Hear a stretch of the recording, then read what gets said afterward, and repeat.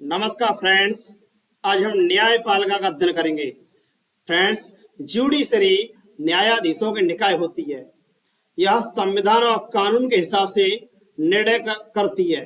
इस तरह से फ्रेंड्स, यह देश का उल्लंघन होता है तो दंडित करने का भी कार्य करती है और इसके द्वारा संविधान की रक्षा और व्याख्या भी की जाती है। साथ ही साथ संविधान के कुछ निर्णयजन्य कानून भी दिए जाते हैं। इस तरह से फ्रेंड्स, न्यायपालिका आधुनिक काल में एक स्वतंत्र और निष्पक्ष रूप से कार्य करने वाली संस्था है। तो फ्रेंड्स देखिएगा, न्यायपालिका फ्रेंड्स, यह न्यायाधीशों का निकाय है। ये न्यायाधीशों की गवर्निंग बॉडी होती है। यह विधि का उल्लंघन होने पर दंडित करने का कार्य करती है।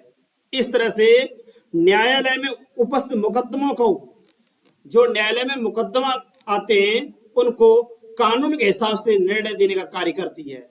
और क्या होता है फ्रेंड्स, यदि किसी मामले में जटिलता और अस्पष्टता है तो जटिलता और अस्पष्टता की स्थिति में व्यापक व्याख्या करती है, जिसे न्यायिक निर्वचन कहा जाता है। इस तरह से फ्रेंड्स, यह स्वतः कानून या निर्णयजन्य कानून बन जाते हैं। तो फ्रेंड्स, ये है भारत की न्यायपालिका। ये भारत का सुप्रीम कोर्ट है। अगर भारत में देखा जाए तो भारत में एकीकृत न्याय प्रणाली है, जहां सुप्रीम कोर्ट, हाई कोर्ट और अधीनस्थ न्यायालय एक ही न्यायिक संरचना के अंग हैं।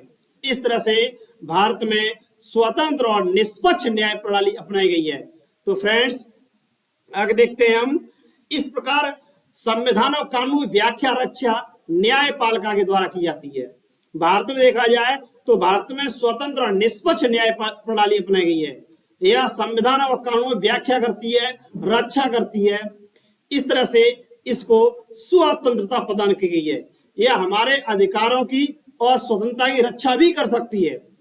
इस तरह से इस न्यायपालिका के द्वारा हम सुप्रीम कोर्ट से अपने मूल अधिकारों को लागू करवा सकते हैं। फ्रेंड्स, भारतीय संविधान के आर्टिकल 32 में देखा जाए तो हम मूल अधिकारों की रक्षा के लिए सुप्रीम कोर्ट से 5 रिट जारी करवा सकते हैं। इस तरह से न्यायपालिका को लगभग सभी देशों में स्वतंत्र, निष्पक्ष और स्वायत्त बनाने का कार्य किया गया है। फ्रेंड्स, आधुनिक काल में देखा जाए तो न्यायपालिका स्वतंत्र रूप से कार्य करती है, लेकिन प्राचीन काल में राजतंत्र प्रणाली थी। चूंकि राजतंत्र में संपूर्ण शक्तियों केंद्र राजा होता था, इस तरह से प्राचीन काल में स्वतंत्र न्यायपालिका नहीं पाई जाती। लेकिन आधुनिक संपूर्ण विश्व में जहां जहां लोकतंत्र प्रणाली अपनाई गई है, वहां सामान्यतः न्यायपालिका को या न्यायाधीशों को स्वतंत्रता प्रदान की गई है। इस तरह देखेंगे फ्रेंड्स, इस तरह से भारत और यूएसए में न्यायपालिका को ज्यूडिशियल रिव्यू अर्थात न्यायिक पुनरावलोकन की शक्ति दी गई है। फ्रेंड्स, ये न्यायिक पुनरावलोकन शक्ति क्या होती है? ये एक ऐसी शक्ति है जो न्यायपालिका को अधिक शक्तिशाली बनाती है। क्या होता है? यदि विधायिका लेजिस्लेचर कोई ऐसा कानून पारित कर देती है जो मूल संविधान के खिलाफ है या मूल अधिकारों के खिलाफ है, तो उस स्थिति में न्यायपालिका उस संपूर्ण कानून को अथवा उस कानून के कुछ भाग को शून्य घोषित कर सकती है। इस तरह से न्यायिक पुनरावलोकन शक्ति के द्वारा न्यायपालिका को स्वतंत्र और स्वायत्त बनाने का कार्य किया जाता है। हालांकि भारत में और ब्रिटेन में देखा जाए तो ब्रिटेन में वहां सुप्रीम कोर्ट नहीं है। दूसरी ओर यूएसए में देखा जाए तो यूएसए में स्वतंत्र निष्पक्ष न्यायपालिका है। इस तरह से जो न्यायिक पुनरावलोकन शक्ति है, इसका जन्म 1803 में यूएसए में मारवरी बनाम मेडिसन के बाद हुआ था। इस तरह से फ्रेंड्स, 1803 में मारवरी बनाम मेडिसन के बाद में न्यायिक पुनरावलोकन शक्ति का जन्म हुआ था। दूसरा, ब्रिटेन में देखा जाए तो वहां न्यायपालिका को न्यायिक पुनरावलोकन शक्ति नहीं दी गई है। और भारत में देखा जाए तो भारत में न्यायपालिका को न्यायिक पुनरावलोकन शक्ति दी गई है। इस तरह से फ्रेंड्स, न्याय समीक्षा द्वारा न्यायपालिका को अधिक शक्तिशाली बनाया जाता है। इसमें विधायिका द्वारा जो कानून बनाए जाते हैं और यदि वह संविधान की मूल भावना के विरुद्ध होते हैं, खिलाफ होते हैं, तो वह उनको शून्य घोषित कर सकती है अथवा उसके कुछ पार्ट को शून्य घोषित कर सकती है। इस तरह से फ्रेंड्स, भारत में और यूएसए में स्वतंत्र निष्पक्ष न्याय प्रणाली है, जहां जुडिशियरी को न्यायिक पुनरावलोकन जुडिशियल रिव्यू की शक्ति दी गई है। दूसरा ब्रिटेन में देखा जाए तो वहां न्यायपालिका को न्यायिक पुनरावलोकन की शक्ति नहीं दी गई है। इस तरह से फ्रेंड्स न्यायपालिका की शक्तियां बहुत बहुत होती हैं, क्योंकि लोकतंत्र प्रणाली वाले देशों में नागरिकों को कुछ अधिकार होते हैं और इन अधिकारों की रक्षा के लिए न्यायपालिका को अधिक शक्तियां दी जाती हैं।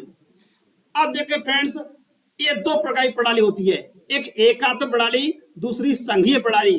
तो एकात्म प्रणाली वाले देशों में सामान्यतः जुडिशियरी को कुछ कम शक्तियां दी जाती हैं। जैसे ब्रिटेन में एकात्म प्रणाली है, वहां राज्य स्वतंत्र नहीं होते या राज्यों को कम शक्तियां दी जाती हैं या राज्य होते ही नहीं है। तो फ्रेंड्स वहां जुडिशरी को कुछ कम शक्तियां दी जाती हैं, क्योंकि वहां राज्यों का स्वतंत्र अस्तित्व नहीं पाया जाता। इस तरह से वहां न्यायिक पुनरावलोकन शक्ति भी नहीं दी गई है। ब्रिटेन में देखा जाए तो वहां जुडिशियल रिव्यू पावर नहीं दी गई है। इस तरह से फ्रेंड्स न्यायपालिका किसे कहते हैं तो हम जानेंगे, यह कानूनों की व्याख्या, न्यायपालिका क्या करती है, कानूनों की व्याख्या करती है, संविधान की व्याख्या करती है, इनकी रक्षा करती है, और यदि इसका वायलेशन होता है, उल्लंघन होता है, तो उस स्थिति में दंडित करने का कार्य भी न्यायपालिका के द्वारा किया जाता है। इस तरह से फ्रेंड्स आधुनिक लोकतंत्र देशों में स्वतंत्र न्यायपालिका इसलिए आवश्यक होती है। इस तरह से फ्रेंड्स भारत यूएसए में देखा जाए तो यहाँ संघीय प्रणाली है।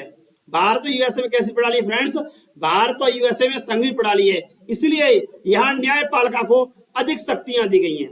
भारत में यूएसए में न्यायपालिका को अधिक शक्तियां दी गई हैं, क्योंकि संघीय प्रणाली में क्या होता है, संघ और राज्य के बीच में शक्तियों का विभाजन किया जाता है, राज्यों के अधिकार सुनिश्चित किए जाते हैं। इसके अलावा यहाँ मूल अधिकार भी प्रदान किए जाते हैं और मूल अधिकारों की रक्षा के लिए न्यायपालिका को अधिक शक्तियां प्रदान की जाती हैं। इस तरह देखेंगे फ्रेंड्स भारत में संविधान का निर्वचन या व्याख्या करने का कार्य सुप्रीम कोर्ट करता है। भारत में नई दिल्ली में यह सुप्रीम कोर्ट है, वह संविधान की व्याख्या इंटरप्रिटेशन करने का कार्य करता है।